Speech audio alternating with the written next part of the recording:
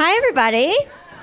Thank you for having me. I'm very excited to be here. We're going to talk about a lot of exciting things that are not the norm. Don't ever look at me and say I'm normal. Number one, I say inappropriate things. Number two, any rumors you've heard about me are true. And number three, I'm totally crazy. But I'm still standing here. So it must mean I'm doing something right. Sometimes we shove foot in mouth quite often, and I think it's about taking chances in this business. And being from the Chicago area for 34 years before we moved to New York area, it was quite a surprise going from one area that was totally conservative, where I had to behave myself. If I can show you a really bad video of one of my first shows that actually was a talk show, and I was wearing a suit and had short hair and crossed my legs, and I thought, who is that girl? And, well, when I moved out here, something happened. And it's a cross between having me come out of Betsy Johnson's closet and a little bit of maybe taking too much chocolate 24/7, kind of like a mixture of that. A whirlwind, that's pretty much what I'm known for. Being creative, and, of course, then having a mouth to fight for what is right. It's probably why I get in trouble the most, because I defend people like you, or people of the caliber of mine or above. I think that this business, it's very important for us to stick together. There are so many things that are changing right now, and there's a lot of things that are being said that are not true. So that I'm hoping after our discussion today, you're going to walk away with something different. So I'm going to ask you to think of one thing today that you'd like to walk away with. I know what I'd like for you guys to walk away with, so we're going to work on that. But just for the heck of it, based on what you've known from me and being on television, which you understand that the Style Network, I've been with them for over 11 seasons, and have just been taping two of my own shows now, which has been very exciting. Not so much drama. I'm kind of done with that. And if I want drama, I'll just go back to New York.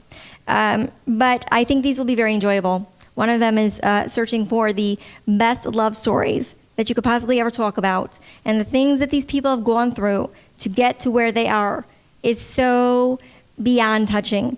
It started with a nonprofit I had in 2005, which was a tri-state mini. It just wasn't really talked about. It's kind of those things where you don't want people to use it, but if they really have to, you want them to know it's there.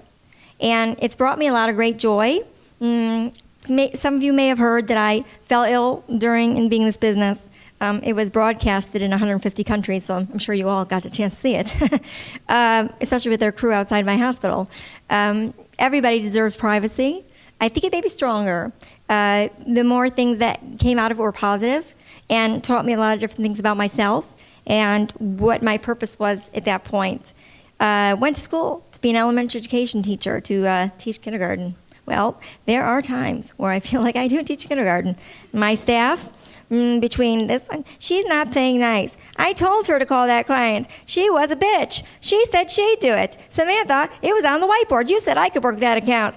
Samantha, I wasn't supposed to be there yesterday. You were supposed to be there. You said you called me yesterday. You said you give me more business cards. Samantha, where's my paycheck? Blah, blah, blah, blah, blah. You know what happens? I hang up the phone and I go on vacation. Mentally, I'm in Jamaica. They call me in a week and we'll discuss this again. Then they call back, I'm so sorry. Just having one of those days. And I'm like, one of those days? I said, I didn't have to take a Xanny bar. I'm going to hang up on you and call me back in another hour. These girls are fabulous. They pick up very quickly. But sometimes it's kindergarten. So I am making my family happy. College wasn't a waste. I took advantage of quarter beers. I was a social butterfly. I do well at what I do now. I can drink and I can party. That's exactly what we do. We want to make people happy. With that being said, raise your hand. I know that you guys know a lot of each other, and I know there's a lot of new people here today. Are you sitting next to somebody you know here? Raise your hand if you're sitting next to somebody you know here. There's a lot of somebody you knows. Okay, so I'm going to ask those of you who raised your hand to please stand up.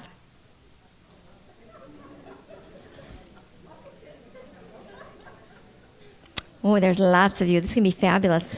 I wouldn't even know where to begin. I'm going to need some help, Tara. So my goal today is that you're going to meet someone new today. You're going to be BFFs forever. No, I'm just kidding. No, but you're going to leave this class, and you're going to have a new connection. It's kind of like that movie. Did you ever see that movie with Gwyneth Paltrow, Sliding Glass Doors? Yeah. If she went to the right, her life was totally different. But if she went left, it would go this way. So today, if I allowed you to sit next to that person that you know, I won't know what changes you're going to have. So we're going to start them right now. So Tara's going to help me go around. I'm asking you to have faith in me here. I know what I'm doing. Sit next to somebody you don't know. Take a chance.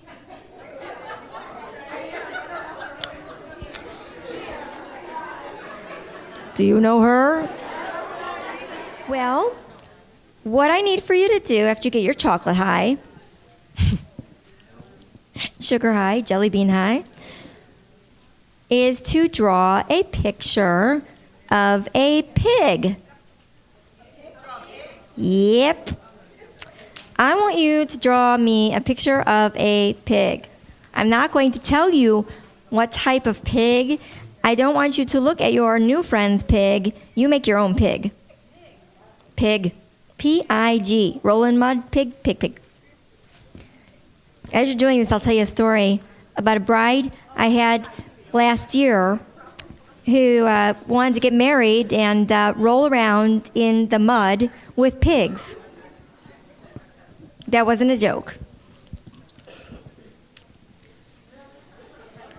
I'm sure you guys get crazy clients like that. Right? Somebody? Anyone? Probably not. No. No, this client wanted me to rent a petting farm and wanted to have a moat, much like for me to make a moat because I can make anything, right? Sure, I can. She wanted to roll around in the mud. Our first conversation, after 2 hours into it, my assistant slammed the door. I ran into my office, laid on the couch, and said, "Give me therapy, hurry, now." And she hugs me and, "Oh my God, I'm so glad I met you. Now I feel so much more relaxed." And I'm thinking, "9 therapy, please leave." Took me a long time to realize that I was not going to be planning a wedding with someone who wants to roll in the mud with a pig. I have to draw the line somewhere. So this pig profile actually has a point to it. It's not about that girl. But I didn't end up doing her wedding. We weren't a good pig match. So, all right. Is everybody done with their pig? Really? It's a bad-looking pig? Some people that are really bad, people that can draw pigs terribly, are really good planners. It's the truth. Just ask me. All right. So now I have to put my important glasses on because I have to follow the rules. All right. All right. Are you ready? How many people here have their pig at the top of your page? Raise your hand. Fabulous. Okay. If your pig is at the top or towards the top of the paper, you have a tendency to be very positive and very optimistic.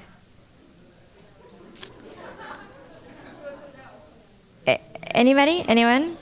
I know the ones that are wondering, okay, great, I'm at the bottom of the page here. No. All right. If you have your pig in the middle, raise your hand. Okay. You have a tendency to be a realist. Like as in, this is the reality girl kind of thing? This is what it is? It's a good thing. Who has their pig at the bottom? Raise your hand. Don't be afraid.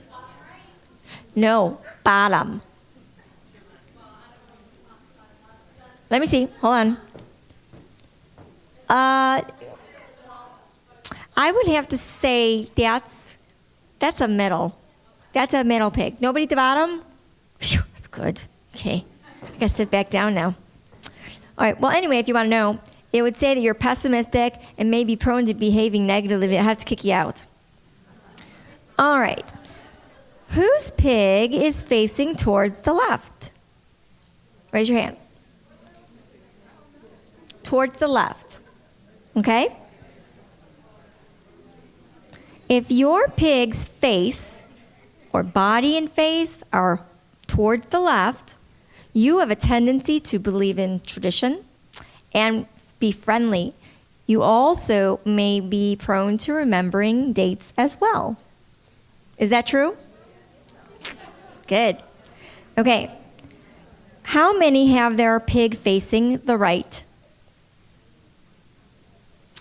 You have a tendency to be innovative and active, but, no, just kidding, may be prone to forgetting dates easily and may not have a strong sense of a normal family. But we won't talk about that in here. But if you'd like to divulge it, I would like to share my family stories. Okay. If your pig's face, you're facing towards us, their body facing towards us, or even if their body is facing one way and their face is towards us, does anybody have that? Head-on face? Okay. You have a tendency to be direct. Are you direct? And may enjoy playing the role of devil's advocate. You also are prone to neither fearing or nor avoiding confrontational discussions. Is that true? Okay. Now let's talk about details, because that's what we do for a living. We are all about the details. If you're going to be good in this business, then you got to be great at details. I am a designer. I'm not a planner. I used to plan and realized that I didn't like those kind of details.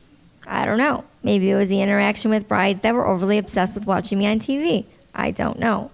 But I switched. And right here. So how many people have a lot of details? When I say details, I mean not just your stick figure with like a couple of ears and just a nose or a mouth and a face. Something a little more. Substance. Substance. How many? That's all we got here? That's it? Okay.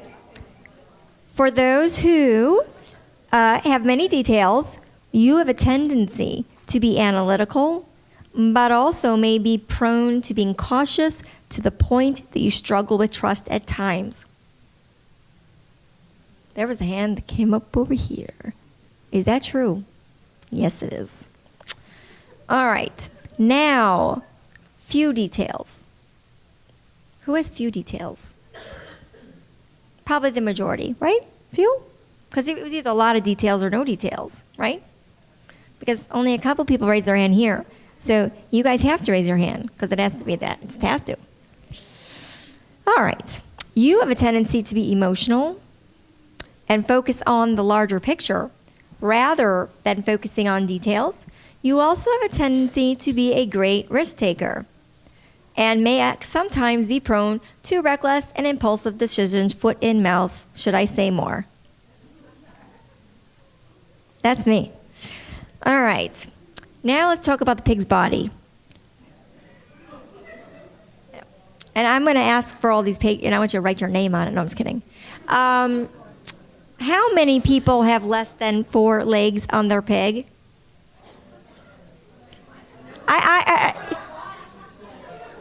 Is it me? Pigs have 4 legs. But you only have 2 legs. What kind of pigs are out here? All right. But if he's sitting down, he still has feet underneath his butt. He's sitting down. All right. So with less than 4 legs showing may indicate that you are living through a major change right now. And I don't mean menopause, no. And as a result, you may be prone to struggling with insecurities. It happens. Whatever you say here, me, the video camera, this microphone, and my tape recorder, no one's going to know a thing. I promise you. Not at all. All right. With 4 legs showing, anybody? Okay. You have a tendency to be secure. You stick to your ideals. However, others may describe you as being stubborn. Okay. Now we got to work on today.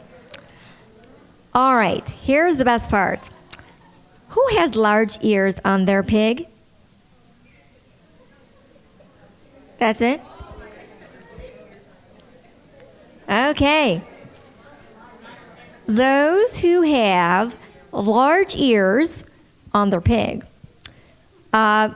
means that you are a great listener.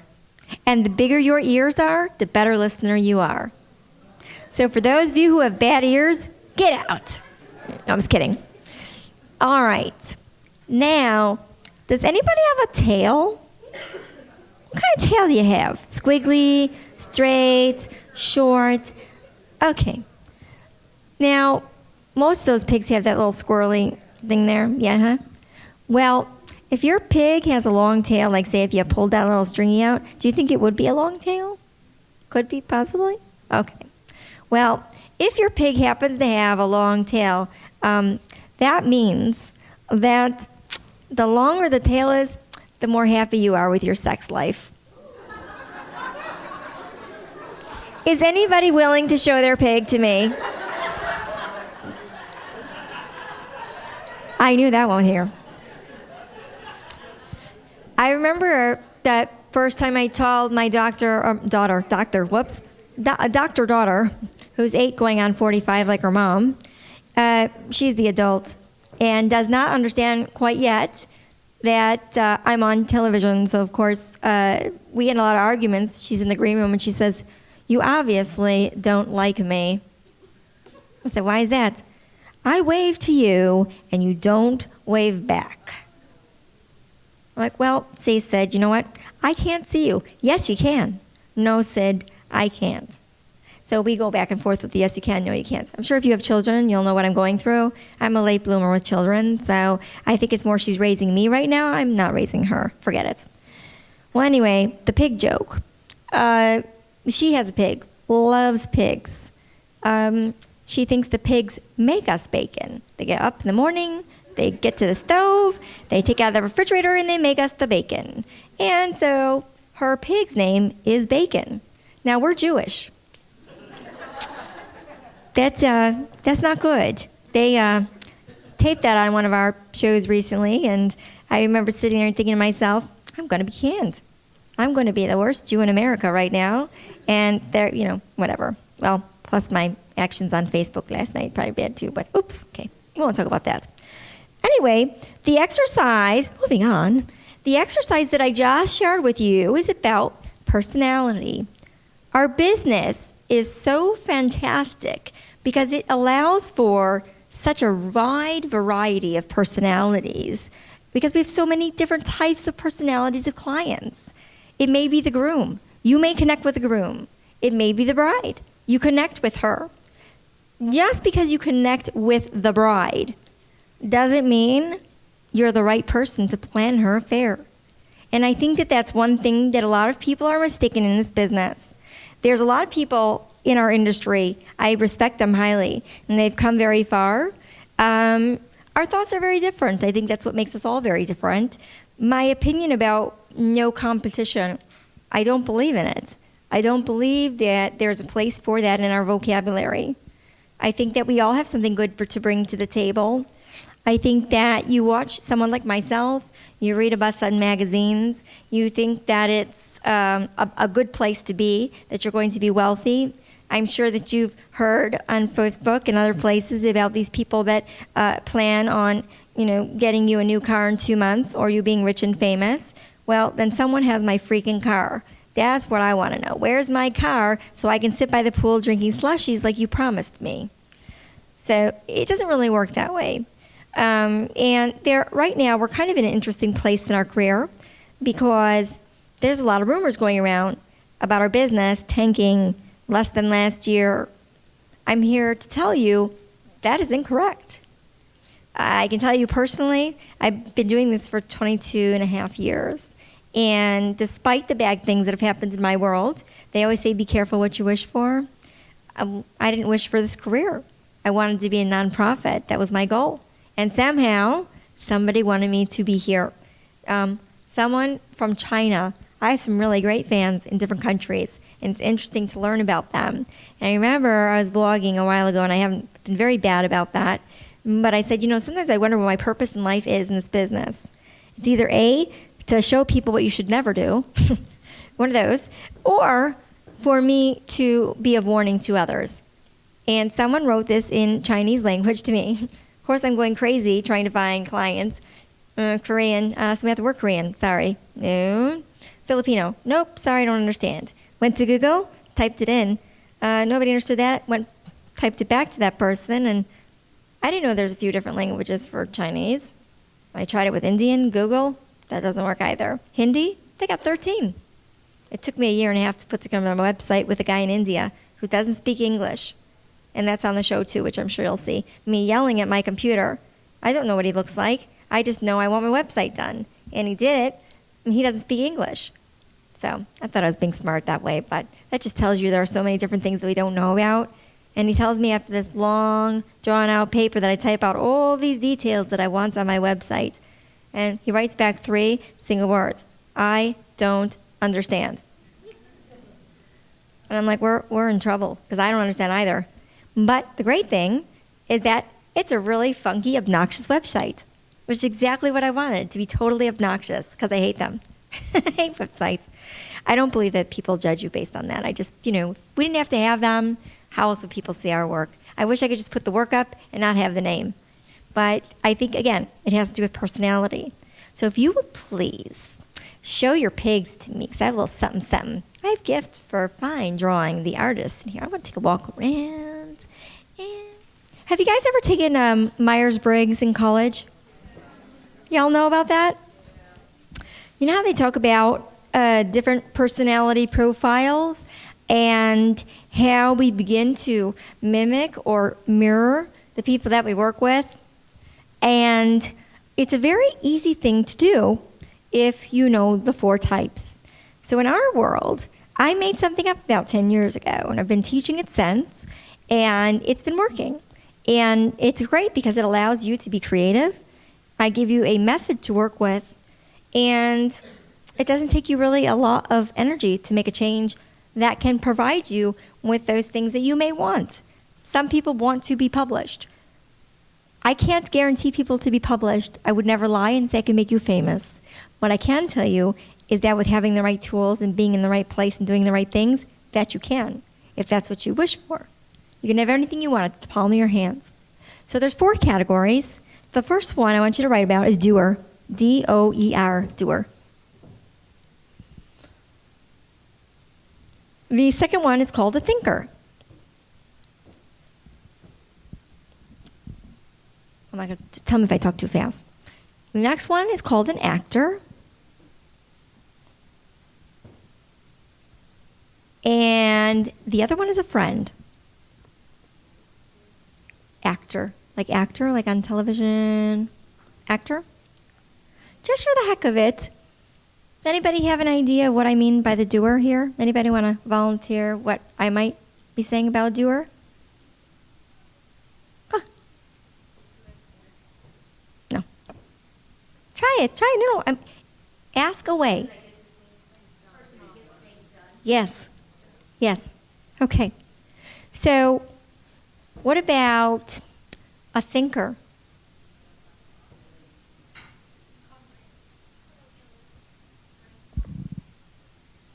I want you guys to hear this out. And so far, I want you to put the doer. That's somebody that doesn't dilly-dally. They don't want to waste time listening to a whole sales spiel. They just want to get it done. It's type A in our business. Most people in our business are doers. It doesn't mean they're doers with our job. It means they're doers. They want to sell. They want to make the sale. They want to do it, and they want to do it now. Okay? Thinker, okay, and that was very well said over there, is somebody who is an analyzer. I am sure you all have had meetings, whether you're in planning, photography, video, whatever you may do. You're going to have someone that tears it apart word for word, decor, name, hour per minute. There's combinations that work with that type of person, and there's ones that aren't. We're going to go over that, okay? There's also something called the actor. Does anybody have an idea of actor? What actor would be? Not exactly. Actor is a lot of what you guys have here today, and it's passion. An actor is someone, I'm an actor. You know what I'm saying. I'm not an actor, I'm an actor.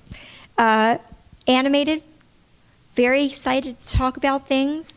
You know, if I get a pair of fuzzy socks, I want to show the world. I'm out there, I'm dancing around with socks on, showing people, woohoo, you got to buy these socks, these are fabulous, love them. You know, everything that I talk about is exciting because I'm a very passionate person. If I'm around somebody that's a doer and I'm off in my la-la land, we're just not a good match. And I may know exactly what they want and need and could possibly be a good fit for them. If I don't figure out what they are first, I'm going to lose that business. Then the last one is a friend. We all want to be friends in some capacity with our clients. We want them to trust us. We want them to work with us. We want to have a great first meeting. And generally, you start off by either an email or a phone call. What do you seem to get out here? Is it more an email that says, what do you cost? Is that usually a pretty typical, more than 50% of your brides?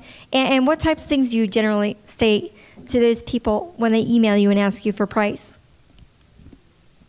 What do you want? Okay. When do you all give complimentary consultations? Okay. So when you've responded back to that client, when you've said, come in for a consultation, how many of the emails that tell you that they want to know your price and then you say that actually come in?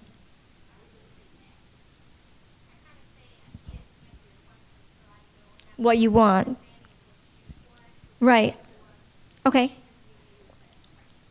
Okay. Anybody else have some feedback on that? Different? When you talk to a client that email, or have you ever noticed that when you tell someone they can't give them a price via email, that they don't tend to call you back? More times yes, I don't know. Okay. What is the average amount of weddings that you work with in a year? 10? Is that good for you? I'm sorry? You would hope for more, of course. So obviously you don't want to do too much, right? How long have you been in business? Okay, so you've been in business for a while, and you're doing about 10 a year. How many weddings have you done in total since 2007?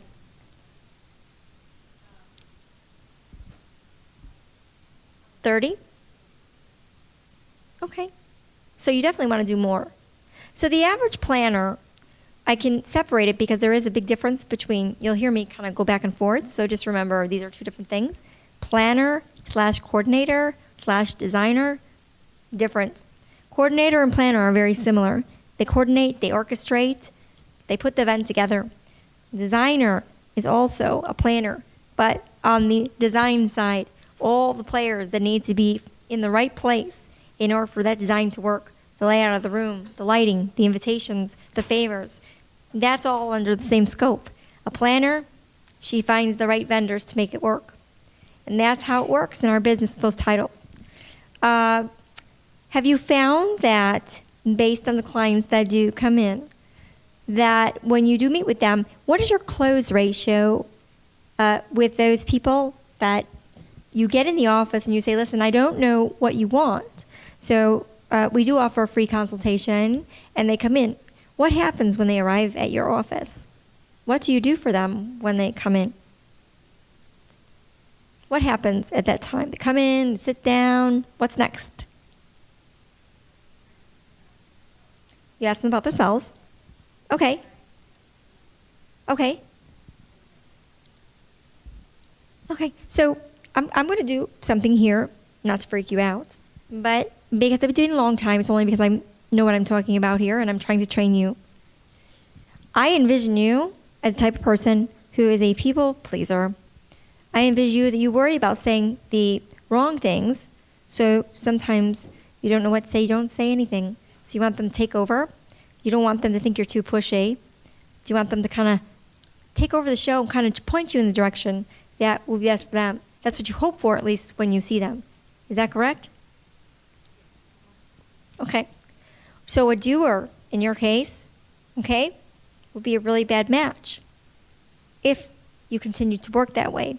You have to understand that other client. And the only other way to understand when someone's opposite of you is to have a questionnaire that talks about the difference between a closed-ended question, do you know what I'm talking about, and an open-ended question.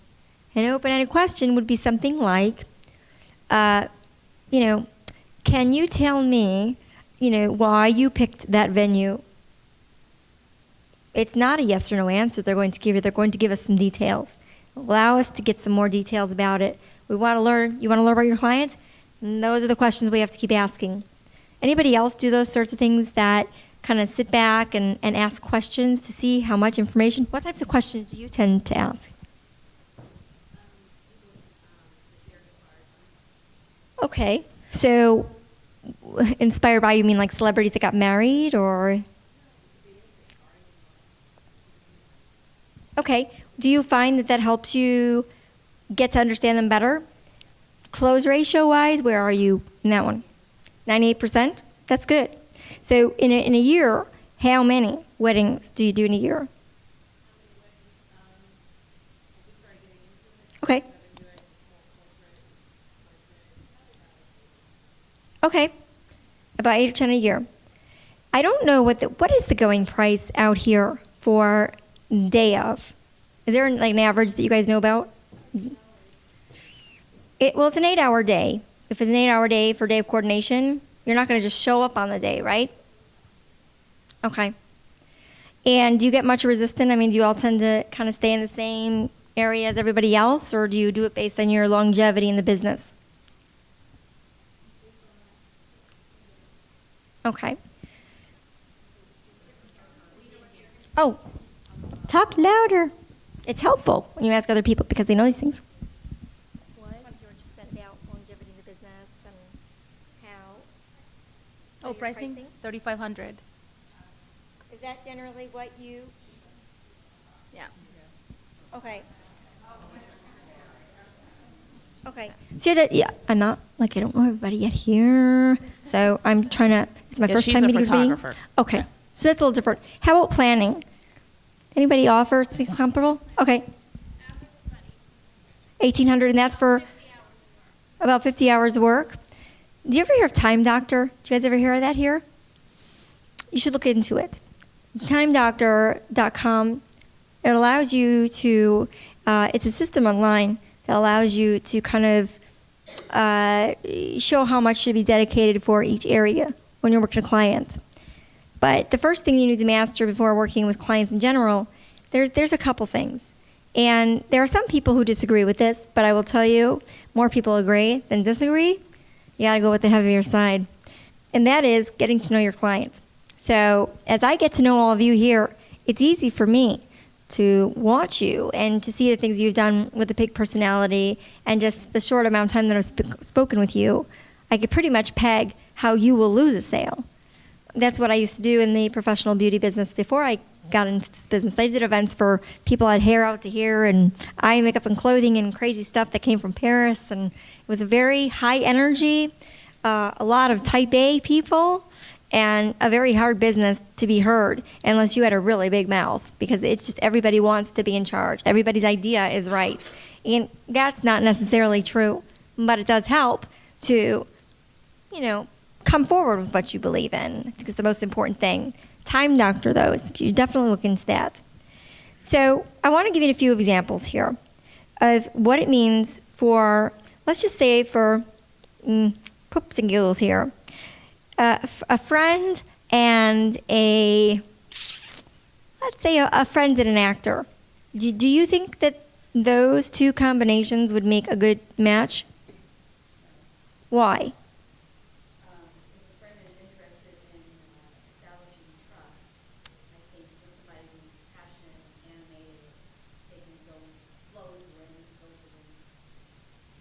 Anybody else? That's great. Thank you. Anybody else? Anything to say? Well, that's pretty easy. A friend is somebody who wants to please. A friend is somebody who doesn't want to ruffle feathers. The reason, and I'll tell you, when I do certified planners at my office, one of the things that I've learned is that, they come to me, Samantha, I did everything you said, and we met and everything, and we had such a great conversation. Oh my God, we talked for like 3 hours, but she picked somebody else, and they were even more expensive than I was. And I say to her, well, what exactly did you talk about? She goes, oh, we talked about her family, we talked about her wedding, like her colors, and I said, you didn't divulge what she was looking for. You didn't ask the right questions. It's kind of like a hot word. You're searching for it. You've got to get that client to get you, to trust you enough to say, this is what I really want. Does that make sense? It takes a lot. And you know what? I'm going to email to Tara when we're done here a questionnaire that I use in the office. I know a lot of times our clients do it through email, and my response via email is basically, I've been doing this a long time, so please don't take this the wrong way, but I don't really give prices over the internet. I said, first of all, I'm kind of in the business here where you may be interviewing me, but honey, I'm interviewing you too. I want what's best for my brand. And that's the way you should all be thinking. Not leaving it up to the client to decide if they want to work with you. Let you decide you want to work with them. We get into so many situations where we hate or just get so angry and frustrated with clients that are just not seeing things our way. We want them to see that we actually know what we're talking about. And yet, we don't change the things that we're doing. So that it's like a cycle. It just goes over and over again. You need to gain control. I'm going to ask you in here to raise your hand. Who here feels they are more of the doer in this business? Just raise your hand for me. Okay. Do you find that most of your clients are also doers? Very demanding, want it done now, want an answer? Then you back off, don't you? It's like he who speaks louder wins, or demands more wins. There's a contest, like Zig Ziglar, if you know much about them, or Tony Robbins. I'm aging myself here, I really am. I used to drag my entire teams. I had 3,000 people that did events for me in the Midwest, so I used to drag them to these seminars. And they did make a lot of sense, because it talked about the different personalities and the different things that who we should be selling to based on what we know, our knowledge, and the people. And when you work with people that get you, have faith in you, there's no struggle to get to that relationship. Your worth is then valued. But we pick up people because we look at their budget, and because people are saying, oh gosh, there's no brides that want to spend over $50,000 or 6 figures, or they're out there, guys. They're all out there. I know they're out there because we have them in our office. And so do other people that I work with have them in their office. It's still 1% in America. It hasn't changed. Retail in America hasn't really changed either. Wedding dresses went down $400. That's it. There's a lot of rumors that go around, and when those rumors go around, it tends to make people like us, that are a majority of planners, thinking that our business is a luxury and no one's going to pay for our fee. So you have to really work hard at showing your value. You have to decide what makes you different from other people and show it to that client. So that's what starts with personality, making sure that you have the right person in your office that's going to help you get from point A to point B, and you're going to walk away being happy, because that's how referrals work. If she's happy, she's going to tell her friends. And her family's happy, they're going to tell their friends. You can bet that you'll see those people again at some point if you are a good match with that person. At this point in my career, I've planned, 8-year-old birthday parties, bat mitzvahs, sweet 16s. I'm planning their weddings now. So you develop these long-term relationships with these people. They just tell you, just do what you do. We trust you. That's what we all hope people will say, that they're going to trust us. And so, again, it's a matter of getting to know them. I remember my boss years ago when I worked in corporate America had said to me, "Ye who talks first loses." And it's true. You guys ever wonder at the end of your meeting, and it's kind of like, well, where do we go from here? And the room gets totally silent. And that 5 minutes seems like it's 5 freaking hours. And you're sitting there and you're like, tipping. You end up saying something too much. You might not know this, but you could possibly be talking yourself out of the sale. So many of us do it and don't even know it. These people leave the office. They love you. They absolutely adore you. But the person they met after you asked them better questions, got the need out, or presented a need that you didn't present. And that is one of the number one reasons why brides tend to go with someone else. You might be a great friend with them, but that's not what they're looking for.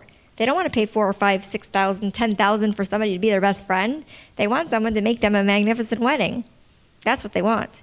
They want us to provide them with a service. They're going to invest in us, then they want us to be able to give them what they're looking for. And that's where our thing is. We're so emotional. Our business is so emotionally tied. So we tend to take it seriously. That somebody doesn't work with us, it means that we did something wrong.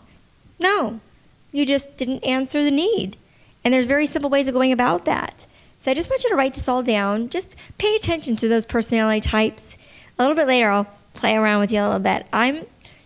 People think I'm psychic during the class. I'm like, no, I'm not psychic. I just have learned this very well. Write down on your questionnaire the types of things that you talk about on the phone. You should be asking them again when they come to you in person. The same exact questions. There's what I call a transition period. When we schedule appointments at our office, say we have a day, we may meet with 10 different people during the day. And these are all people I've talked to on the phone. We've screened them. They come in. We have an agenda to talk about. They might want to bring their whole entourage in. That doesn't bother me. Sure, come on in. There's something that we need to do that not many planners or photographers or video or anybody in any category of business does. Take a minute to clear the channels. You cannot go from one client to the next to be able to evaluate their needs unless you do that. If someone's coming to you right after work, do you know what I do in my office? And you may not be at this place yet, but it works. In our building, I was lucky enough to find a masseuse that's on the first floor. And she travels to corporate buildings in her chair. And a lot of corporations today are paying for people to come in like 3 times a week during lunch hour. I'm sure you've heard this, for like a back massage or something to relax them after lunch so they can go back, they're revitalized, they go back for more. It's kind of like that in our business. So you have a client that comes to you. We have someone that does give them. If I'm running late, if I need to take a couple minutes because it's been overwhelming with another meeting with another client, I don't want to present my energies on that person. So I want to take just sit by myself for a couple minutes and just clear that out of my mind and focus on just that new client that's coming in. Or if it's not a new client, it's a regular client. But I don't want to project my angst or rushed feeling that I have because this person really wants me to get things done. They sense that with us, you guys. Our first meeting, it could be our last. And most of the people will spend money, okay, and invest. We're an investment.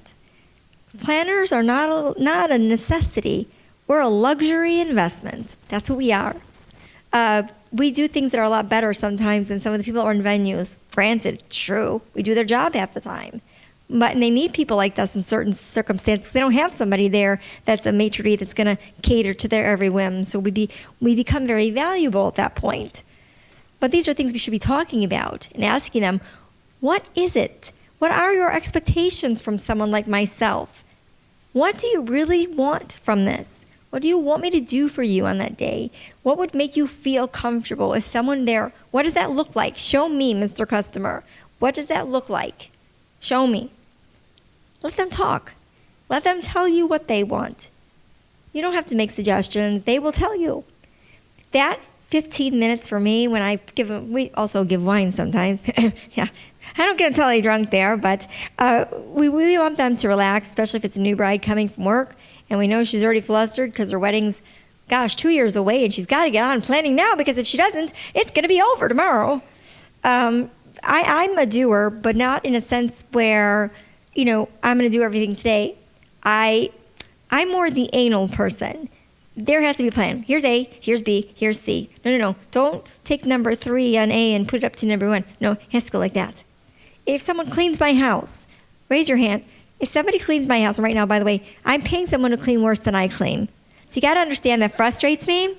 But the joke in the house is that she vacuums around the house. I follow her with my Dyson around the house. She moves my toaster. I push the toaster back. And I'm following her. She doesn't know I'm behind her, but I'm going through every room. Bathroom, you tilted this box this way. I'm going to turn it back this way. But, my husband's watching and said, I'm so out of here. I'm done. But I'm sure you understand what I'm saying. We want things done a certain way.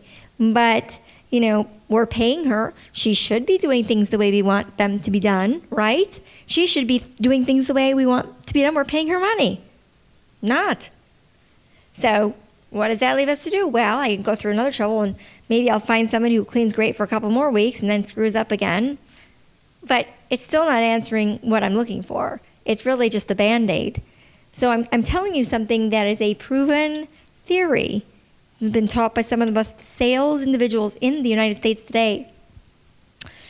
Asking open-ended questions are going to get you close to that client, much more so than just telling them what they want to hear. That they don't want that. They want to be on stage. And if they're shy and they're a friend and you're a friend, that's going to be a disaster. That's truly going to be a disaster, because you're going to be like, oh, what did you say? Oh, excuse me. No. What did you say? No, I'm so sorry. No, what did you say again? Oh, no. Apologies. You go say first. No. I've watched that with my staff. I'm like, I need drugs. I get up and they look at me like, where are you going? Somewhere else. Somewhere in this office to hide from you. So, again, remember the client. Figure out, based on the questions. The things that I'm giving you here are very valuable. They're very simple.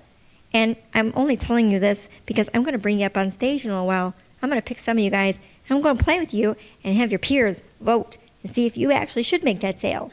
So I'm hoping you're listening, because that's going to happen. I'll give you a break. There's 4 words I want you to write down. One's called feel. I call it the 4 F's. And no, there's not a F-bomb in there. One's called feel, felt, found, and find. Those are the 4 F's in our business that truly connect us to the person that's across us. I feel that you don't really like this, and you've met with other people that have done this, and so explain to me there. I find that when I'm this way with my clients, that they tend to do a lot better like this, and I know that's something, Mr. Customer, that you said you wanted. This may sound gross. I call it regurgitation. I listen to what they say. I reword it back to them in the way that they need to hear it. And we form this bond. It's like instantaneous. And then, of course, I felt the same way too when I was getting married. Oh my God, the pressure. Oh, I totally understand what you're going through. Oh my God, my mom, your mom? Oh my God, my mom. Oh gosh, she's crazy. Mashuggy, woo, all those things. And, found. When you said that, I have found when I do this, totally takes the stress away. You want them to feel when they express these things to you. And trust me, listen to them talk. You will hear those F's come up. And you'll remember that we had this conversation today. And you'll remember what I'm saying here about the personalities. Okay? Definitely. Samantha, first question. I'm going to sit down. I'm sitting. How do you make a couple feel comfortable during initial interview? Not sure what I'm doing, but I scare them away. Wrong person. No, I'm just kidding. What I generally do, and I had said before that I have my questionnaire out. Even though I ask questions on the phone to kind of get a feel of what they're going to be coming in for, you guys, I generally have a questionnaire that only allows for open-ended questions. So open-ended means, what did you like about your venue? Why did you pick that color? What are your expectations from someone like myself? What would you like for my team to do for you? You want to get as much ammunition as possible, and then when they say it to you, you want to repeat it back. It's like between hearing and listening. There's a big difference. I can listen to you, but am I getting what you're saying? Yeah, that's where the big question is. So you can scare away a client. One thing I'll teach you back on the question, you must forget. I'm asking you tonight to try something for me this week. If you have is anybody meeting new clients this week? Okay, try this. I promise you this will work. Don't ask for the sale. Don't ask for it. Meet with them. Tell them, I don't generally make contracts on the days that we meet. That's the exact verbiage. I don't make contracts tonight. I want to think about our meeting. I want you to think about our meeting. And I want to see if I can put together something based on what your expectations are. Say, let's start there, because the last thing I'd want for you to do is invest money in my company if we're not able to meet what you want us to do. It would not be fair to you. So is it okay if I call you on Wednesday or Thursday? I can't tell you how many times when I've told a client these things, well, what if we want to sign today? I'm like, we're not signing today. Why not? Because we're not. Why? Go home. Have fun. Relax. Come on. We'll talk on Wednesday. I'm very low key about that. People feel pressure. If you're in pressure to make a sale, say you had 10 calls that week and only one person comes in your mind, you don't even realize that you're going to scare the hell out of them when they come in the office. You want to make that sale. And that's going to answer that question perfectly. Take the time to ask the right questions. I know it's so hard because we want to make money, we want to put food on the table. Please, just try it. Try and let them take over the conversation. Get them to divulge things and send them off and say, hey, we're going to touch base. Is Thursday okay? Ask them. Most likely, you'll find they'll call you first. 95% of the time, they always do. Next question. How has the general attitude of brides about their wedding details changed in the last 10 years? I think there's that's a two-part question. That's a tough one. The first one is, remember, while we are going through a bad economy, we have not forgotten how to celebrate. We still have birthdays. We still have babies. We still have bat mitzvahs. We have weddings. We have showers. We have barbecues in the backyard. Life is about celebrations. So whether it's a bride or anybody else, the budgets, well, that's all a matter of who wants to spend the money. Believe it or not, today, the typical budget for a bride in the U.S. right now is $24,000 on the East Coast, and it used to be between 26 and 33. 33 was New York, 33 was California, 26 was floating around the rest of the United States. Right now, you can actually have, for $20,000 and 100 people, or 90, 100 people, off-peak, you can have a very nice wedding. Totally. These people are spending more money today, get 10 times more. And they need people like us to show them how it could be done. You're like the savior. You show them things that can be done, all because they have to get married earlier. If you get people flexible, oh my God, they love you. So how are they different? They're not. You just have to, you personally need to present the facts differently. It's not about our business being different. It's us. It's up to us to change the way they think. If we change the way they think, we're going to have a great client.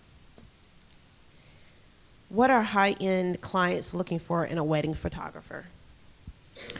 I think the most important thing is, and I've experienced this firsthand, especially if I do celebrity clients, the last thing they want is someone who's invasive or takes too many pictures or in their face all the time. You need to establish that rapport before you're out there that day and ask them, the lights, the cameras, does that bother you? Photojournalistic style. If someone's a true photojournalist, they will tell you, you can't see them. Whoo, there they are. They take a picture. You don't even know they're there. That is what the typical bride and groom like today. True photojournalism, where even with a cinematographer, for example, the movie, it looks like a movie now. Not in the days when I got married. I have the VHS thinking to myself, oh, God, it's awful. But today, there's some great things out there. There's a lot of great things. There are different things for every bride. And just because there's one video, if you are a photographer and you show them your work or a slideshow, just say to them, make sure that you say this. This may not be for you. This is just an example of photojournalism. We have many others. This is just an example. If you talk about it beforehand, you can certainly prep. Is there anything you've seen before you come to our office that you like? Then you have it waiting for them? That should be a shoo-in. That's what you're answering the question. They want something tangible. Put it in their hand. Let them touch it. There's no reason why they wouldn't work with you. You're answering a question they said they were looking for on the phone. There it is. Then it's a question of affordability. You'll make it happen by not discounting and destroying the integrity of your brand. It's easier to give things away for free than it is to take money out of your pocket. And brides and grooms are not aware of that. They're becoming aware of that. Oh, so I can get an album for free? We don't have to tell them that getting an album for free is half the cost of having to do it. And no, it's none of their business. What we want to do is provide them with the service of the things that they want. If you're able to get it to them based on their budget and based on what they're looking for, it's a win-win for both sides. other than being on the show, what has been the best way to get the word out about your company and services? Well, I'll be honest with you. The show's been fun. I remember when I was first asked to be on the show, it was like a who's on first kind of thing, because I never heard of Whose Wedding Is It Anyway. So they called and they're like, hey, do you want to be on the Strong Style Network? I was a producer. You want to Whose Wedding? I'm like, yeah, whose wedding is it? No, that's the name of the show. I mean, yeah, I know, but whose wedding is it? No, Smith, the name of the show. Yeah, I got that. Whose wedding is it? For half an hour. Until I got him so angry with me, where he did drop the F-bomb. Will you just come in here? I did. They hired me 3 hours later. Has that show made me famous? No. I was doing other things before that. What's really gotten my name out there is, well, education is one. We have a ton of waiting lists in our area for people to take the class, but also for an endorsement. I endorse brands. I've been the face of Hilton for years. I've been the face of Party City for years. I work with Bloomingdale's as their face for their special events. And I just signed as United Way spokesperson worldwide for Night of Miracles Gala, which is a huge honor, and what I wanted to do in the first place. TV does not make you famous. Magazines do not make you famous, okay? Mostly right now, everything's going digital, and a lot more people are spending time online. So publicity, you got to wait out. Yeah, it's a nice accomplishment to see your work inside of a magazine.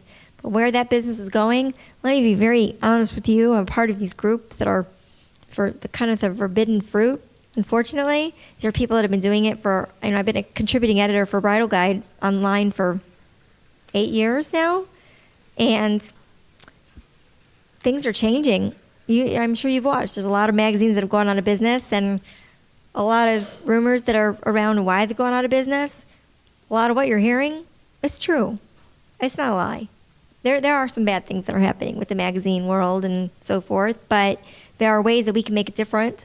But I assure you, you get your name out there by making people happy and not worrying about the success of your business when you're working with your client.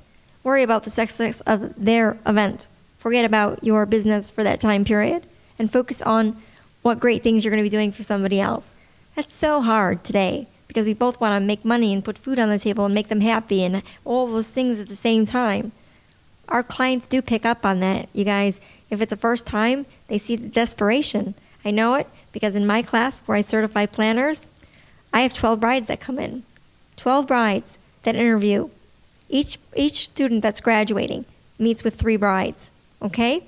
And one of these brides has to pick them. The other ones don't.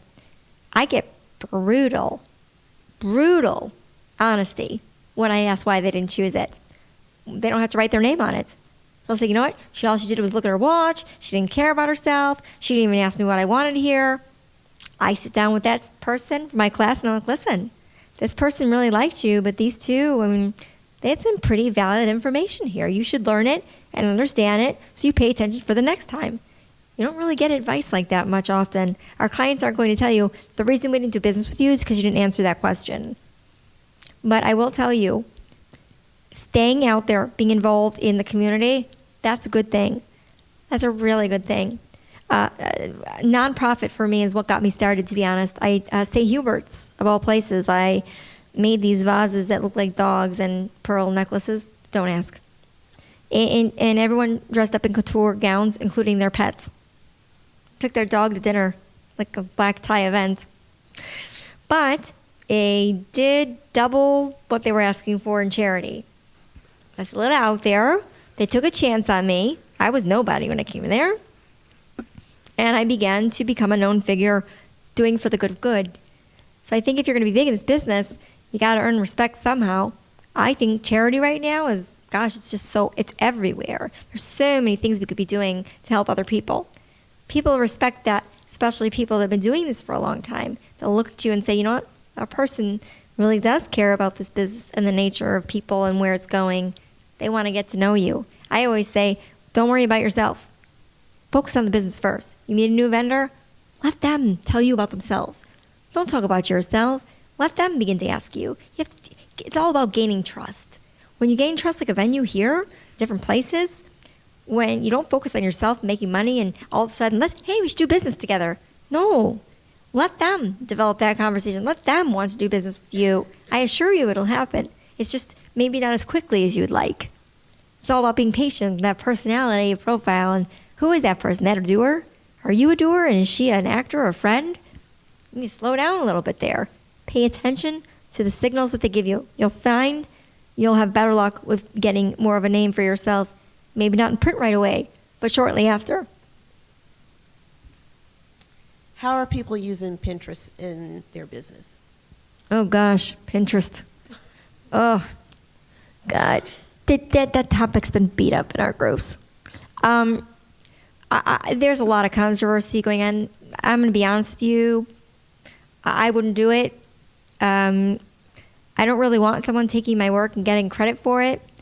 I don't believe that at this point in time with our industry that everybody's on the same page as myself.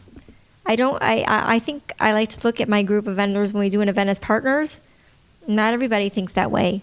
So I shouldn't really expect those things. So since I do expect those things, I kind of have to watch who I work with because I get very upset and it makes me mad, and then I open my mouth and then everyone on Facebook knows about it. That's my ranting. Like last night, for example. Surprised I'm not kicked off Facebook.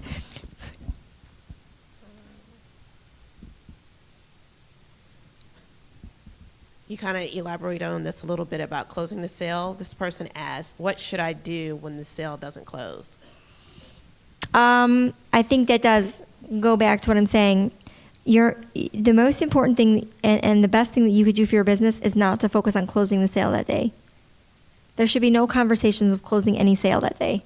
I know that you're afraid they're going to go to someone else. Take the chance. You may be the first, you may be the last. And it's a risk in this business. And guess what? It's not about the money sometimes. Photography is what they have for life. And people are getting smarter. And they want to work with the better photographers, the ones that really care about the product, the end product. You have to slow down with that, I got to make the sale. If you have that mindset, I promise you, your clients are not going to book you. I've watched it happen in my office. I sit through, we have a glass thing in the office. I watch my team sell sometimes, and I'm like, there, she lost it. Why did she even go there? And I wait till they come to me. I don't tell them that, but I wait till they come to me and say, we lost the sale. And I'm like, yeah, I know. How did you know? Because you forgot to ask her about such and such. She talked about it for the first 15 minutes. You totally neglected it. You didn't bring it back up again. It's all about listening, hearing, getting, understanding. You won't lose. There's no way to lose as long as you are getting them. They may not be a good fit if you don't get them. Remember that. Don't try and get something that you're not familiar with or comfortable with. Forget about the money. Get to know what you think might be appropriate for your company. It's only going to make you better. If you can't do this client, there'll be somebody else. And then a lot of planners and photographers ask this question on here. So basically, for anyone in the room, how can you get your foot in the door to market to high-end brides? High-end brides. How do you get high headache brides? I don't think it's about getting in the door with the high-end brides. I think that if the photographers look at what's out there right now, going through the magazines, you obviously see a trend of the photojournalism. And if your work doesn't replicate kind of that, you need to train to get it there. And the best way to do that is to use your friends. Nonprofits are the best. Look at your nonprofit events. I'm telling you, there's so many. You get practice there, and people like your work, and it gets published in a newspaper, or your clients show it off. They say, oh, my God, this photographer is amazing. Listen, there are certain clients that I've met where I decorated their dining room for the Star Ledger. I'm a columnist for the Star Ledger for Thanksgiving. That's not what I do, but somebody saw that, and now I decorate their house every year for their holiday party. I mean, I wouldn't have thought to do that, but look at the different types of opportunities and look at what's being out there. How can you get your name out there? Do things for someone else, a better cause. The nonprofits, I'm taking that angle right now. Why? Yes, I mean, I have people working for me, and I have different things going on in my career. But my career wasn't to be in wedding planning or design. Truly, I love design. I truly do. I just got my floral certification, so I did. I rented out the second floor. Yay! I still kill silk plants, but that's besides the point. But at least I could show my team now the schematics of these really just out there designs that I come up with. And people are like, "How the heck did you come up with that?" What matters is that the client likes it. Who cares? You need to understand what's out there. You need to pay attention to it, see what's in the magazines, look at the papers. Look, why do people call up your peers? What is it that they like about doing business with you? Interview them. Again, you're expressing interest in somebody else. You express interest in someone else, they respect you for that. You go in talking about yourself and how you're going to get rich off them? They're smart. They've been doing it a long time.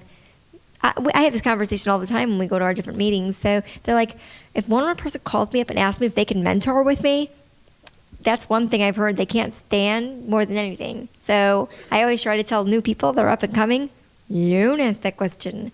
It's your ticket out, not your ticket picking. And last question. I work for a small venue. What is the best way to attract wedding clients to my location? I seat approximately 120 people without a dance floor. Do you have any suggestions? There's no dance floor? They're saying that they seat 120 people without a dance floor. Oh, without a dance floor. So they have a dance floor there. Yeah, well, you could go with what everybody else is doing right now in New York City, which is staying away from the typical sit-down meal and having it a cocktail reception, which is the new and hottest thing. Cocktail hour, let me put it this way. If you have, and I'm sorry to be French here, but French doesn't say this. If cocktail hour sucks, you're in big trouble. So most of my clients, honestly, they're going with stations, the action stations, customization. Everybody loves that. Customize it the way I like it. You mean I don't have to have a piece of filet like everybody else? That's a good thing. So if you have a space that allows for that and you don't want people sitting around all the time, that's the perfect way to promote your venue. Don't want people to sit around. You want them to dance. You want to have cocktail food and have it the way they like it and just have a very low-key lounge kind of thing. You're going to attract that client. If you have a bridal show that's only about that specific type of an event, focus on just one after another, you'll find you'll start gravitating towards different people, doing things differently. Don't do the same setup as everybody else, like panini bars and action station, walk stations, different foods, Ask them recipes. If you're a planner or if you're a great cook or whatever, share them with those venues. I do all the time. I'm a horrible cook. I can order really well and mix up their foods and make a better plate. But I cannot cook for myself. I burn everything. It goes wrong with what my religion is. Sorry. Honestly, though, that is the way to learn what works, is to spend time trying to help somebody. That's also another way. The question before was really good about how to work with somebody else. And that you see someone else struggling or just starting out, work together. You both starting out. You both want to get clients. Have a night. Have a night showing something different. Make something new. Make a new trend. Take a chance. Worst that could happen, doesn't work. Try something else. You're not going to waste a whole lot of money on it. And people will see a new venue if it's described in a way that things are being talked about based on bridal advice and the things that are talked about in magazines and the events that you're at, the new things that are happening. Have some of those things happening. Do things that are different. Do things that other people aren't doing. Don't compare to other businesses that are successful. That works for them. It doesn't mean it's going to work for you. Copying this business does nothing. It doesn't. I don't have programs on my page anymore. People used to copy my pages of programs and things that I offered, so I did a little dirty secret. And so the partial coordination had the pay more money, but the least work. And the month of coordination had more work and lots more and less money. And they forgot to remove my name. So I had to thank them for giving me extra business. So, like I said, I did a test to prove, are those things really valuable? I took a chance. I mean, gosh, I get in my business tomorrow. Guess what? Nobody cares. I still have the same amount of people calling, and I do not have a package that lists programs of what we offer. I want them to call me. I wrote why I don't have it on my website. I want them to customize a program based on what they think that they need, not based on what I think they need. I want to hear what they think they need. And if I can't accommodate it, I'll try and find someone who will. And if I can't, we'll figure it out then. But let's take it one step at a time. Let's see if we even like each other. You got to start somewhere.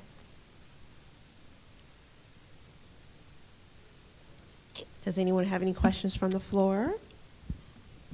One. Samantha, you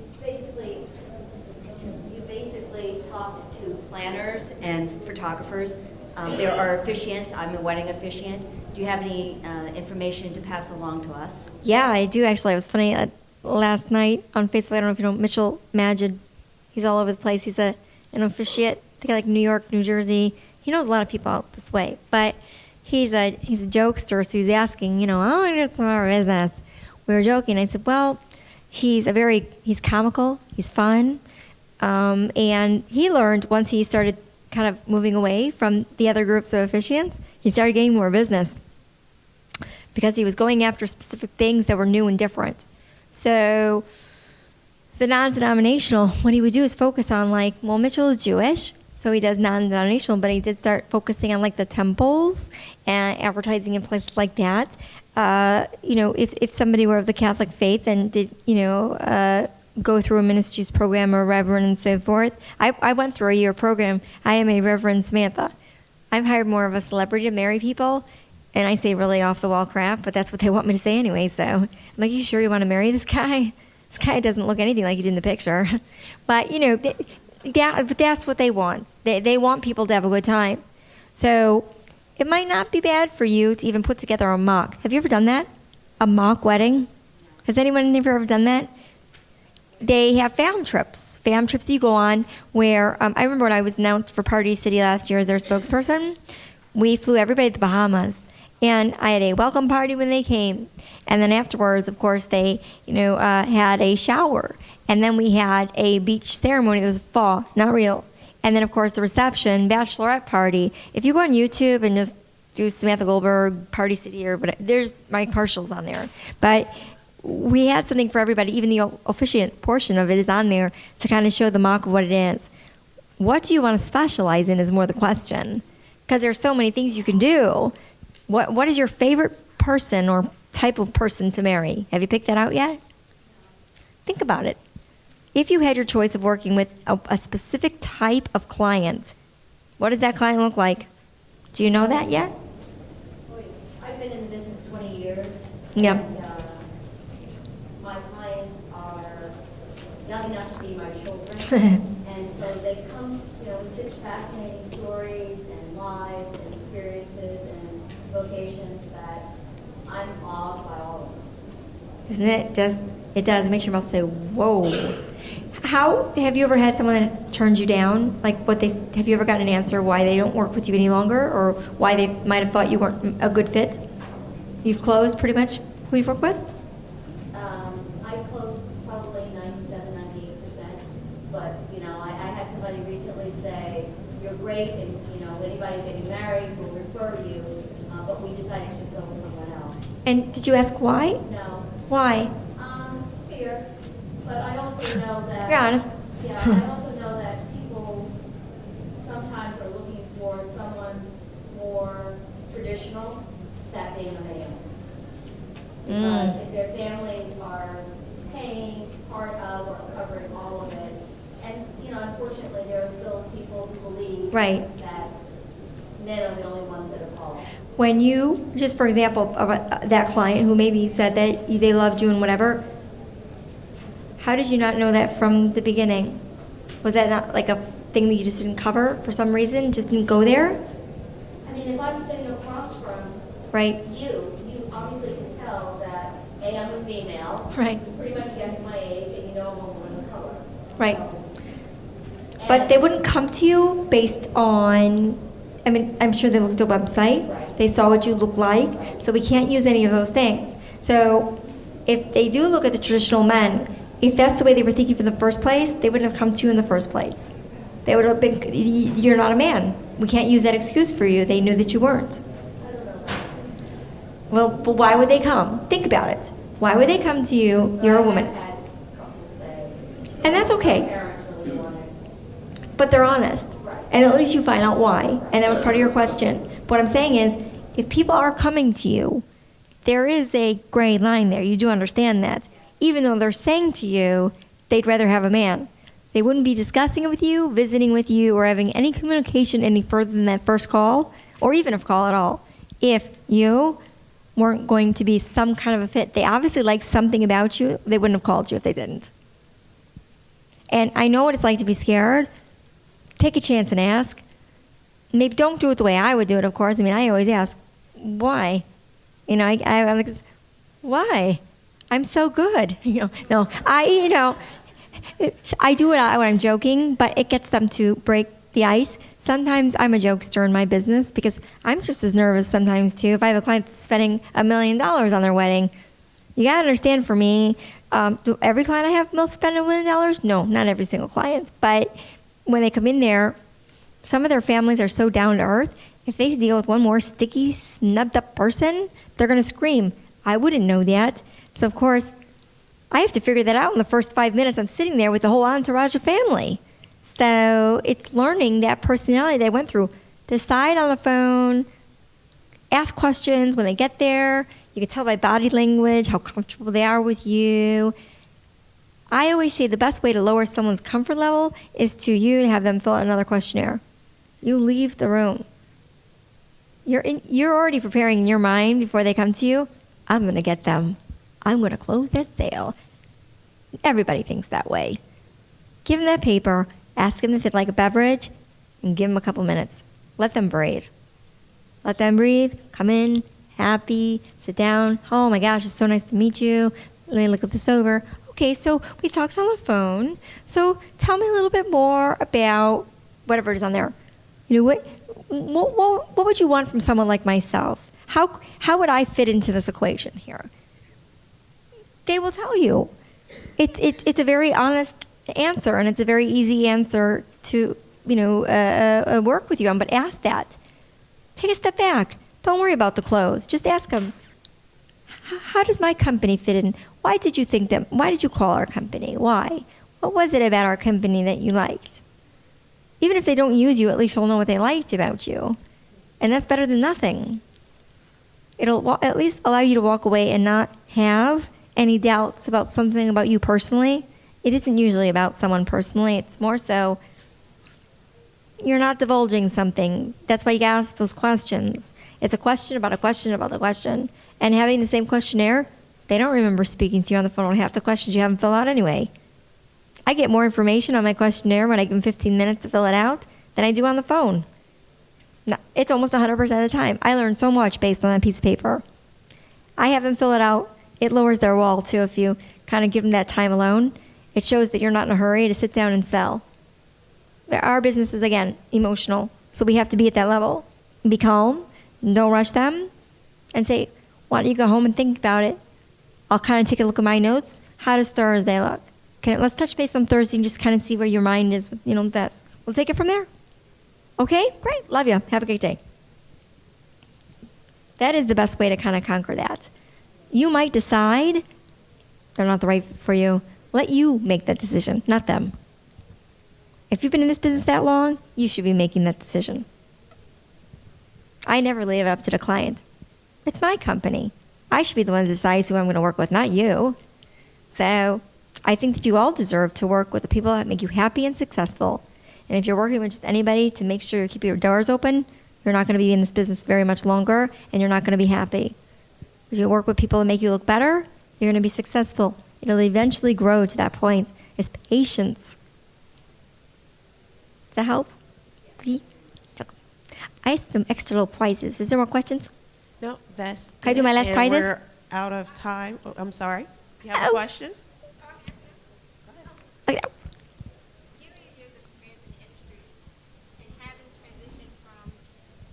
Being a planner coordinator to a designer, I'm clear on the difference. But my question is, do you think that you have to start out typically doing planning and coordinating first before you can do design? And my second question is it possible to offer both services to clients? And I ask that because in this area specifically, there tend to be more planners and coordinators than they are designers. And oftentimes, designers are people that have warehouses, that have a lot of different furniture and props and different things of that nature, and they're called in to actually decorate the space. But if you find that you enjoy that and you have the talent and the niche to do that, but you also have the planning and coordination skills, so. But you, as I was saying earlier, you do plan and coordinate design just as much as you do plan the other aspects of a wedding. I'm going to be very honest and frank with you here. I did not want to be a wedding planner. I've been trying to run away from that for a good 5-6 years now. And every time I turn the corner, I'm back in it again. I learned something about myself, well, about a year after I came out here from Chicago. I was working in corporate. It was much easier. They gave me a budget. I did their job. I went under budget. I was a great employee. Yay, got a bonus, went home. It's very different. I never worked in design, really. I mean, I did, but not to what I'm doing now. And I think it's very difficult to do too much. I think anybody in this room will tell you that you can't be good at everything. In the salon industry, which is what I used to do, like education events and their big runway things, I remember when I used to train salons, the one thing that I learned was that the person that owned the salon used to work at another salon, but he still or she still wants to cut hair behind the chair. And she doesn't want to hire a manager to run her salon. She wants to manage the salon, own the salon, and do hair at the same time. How is that going to work? You know, you can't be good with your clients and good with the funding, good with the people, and that's a lot of hats to wear. And that's the same thing in our business. Design doesn't mean you have to be a florist. I have an eye for design. I wasn't a florist. I took classes, and now I have a better understanding. Does it mean that I'll be a great floral designer? No. But I'm able to understand the schematics of why things cost so much money. Before, I didn't understand that. But now I can, and remember, I've been doing this for 22 years. I just learned this last year by taking a class.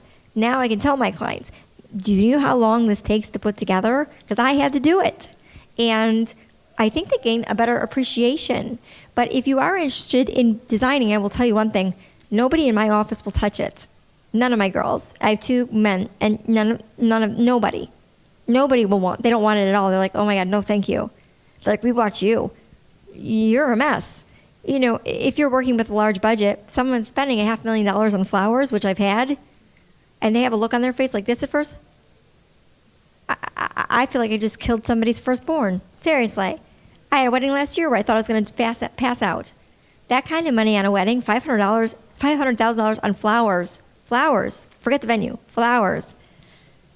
And the room looked at me like I just destroyed everything.